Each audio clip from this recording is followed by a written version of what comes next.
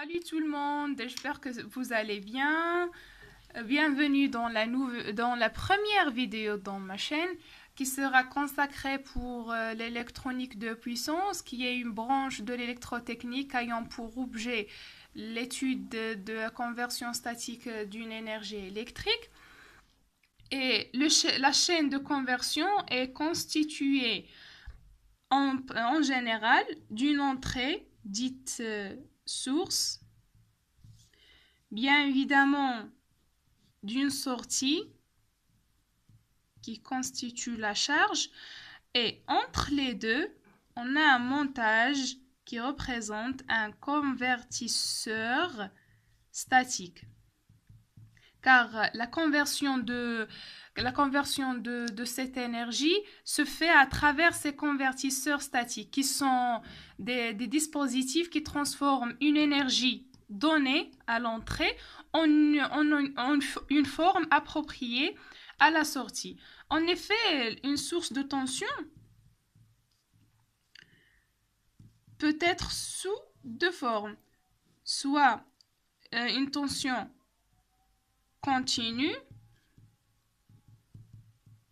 caractérisée par sa valeur maximale, ou bien une tension alternative, caractérisée par sa valeur efficace,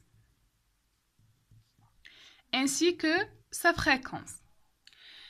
Ces convertisseurs statiques sont à base des semi-conducteurs, des diodes, des thyristors, qui sont considérés des commutateurs parce qu'ils sont soit bloqués, soit passants. Et ce mode de fonctionnement, on l'appelle commutation. Et selon ce fonctionnement, ils vont réaliser des différents fonctionnements selon ce qu'on souhaite. Alors, il existe 4 catégories de convertisseurs statiques. Commençons tout d'abord par les redresseurs. Un redresseur, c'est un convertisseur statique qui sert à transformer une tension alternative en une tension continue. Bien sûr, il y a le courant d'entrée, ici la tension d'entrée, et le courant de sortie et la tension de sortie. À l'étage d'entrée, on a une tension alternative sinusoïdale de valeur moyenne nulle, et on souhaite avoir en sortie une tension continue ayant une valeur moyenne non nulle.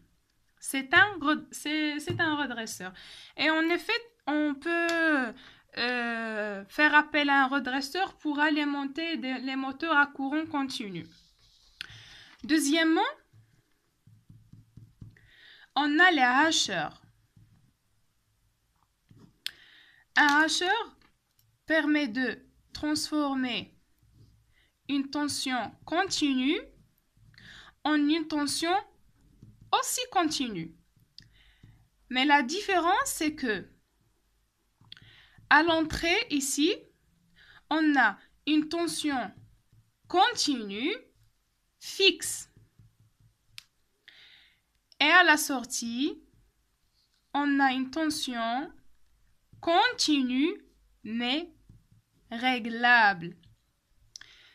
Ça vous paraît que pour qu'elle soit réglable, c'est bien évidemment qu'on aura la tension Vs en fonction d'un facteur ou d'un composant qui va jouer sur la valeur de Vs.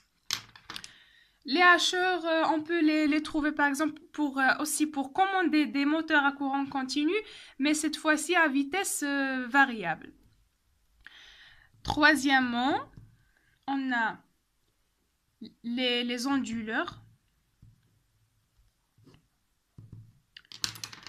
Un onduleur a pour entrée une tension continue et il nous délivre une tension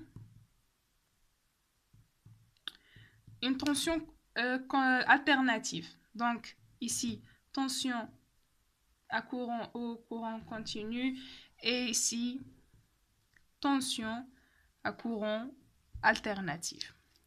Les onduleurs, par exemple, servent à produire tension alternative pour les protections contre les surtensions et les coupures de réseau informatique, par exemple. Quatrièmement, et c'est le dernier convertisseur statique, c'est les gradateurs. Un gradateur, c'est un convertisseur statique qui permet de transformer une tension alternative en une tension alternative. La différence, c'est que ici, la tension alternative a une forme, mais ici, on aura une tension alternative réglable.